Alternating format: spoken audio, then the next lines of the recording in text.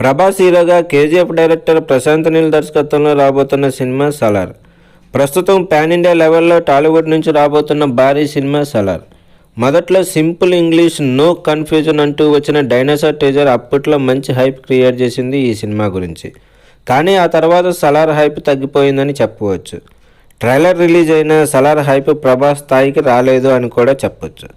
కొంతమంది ఇది remake cinema అని అంటున్నారు. ప్రశాంత్ నీల్ మొదటి సినిమా ఉగ్రంకి ఇది రీమేక్ అయ్యుండొచ్చు అని, బద్ధ శత్రువులుగా మారిన చిన్ననాటి స్నేహితులకు కదా అని చాలామంది అంటున్నారు. కానీ రీసెంట్గా రిలీజ్ చేసిన ఒక సాంగ్ సూర్యుడు అంటూ సాగే సాంగ్ ఇప్పుడు సలార్ క్రేజ్ని అమాంతంగా పెంచిందని చెప్పవచ్చు. ఈ ఎమోషనల్ సాంగ్ అన్ని భాషల్లో హిట్ అవ్వడం మంచి రెస్పాన్స్ని తెచ్చుకుంది. ముఖ్యంగా ఈ సాంగ్లో ప్రభాస్ని చూపించిన విధానం చాలా ఆకట్టుకుంది అని చెప్పవచ్చు.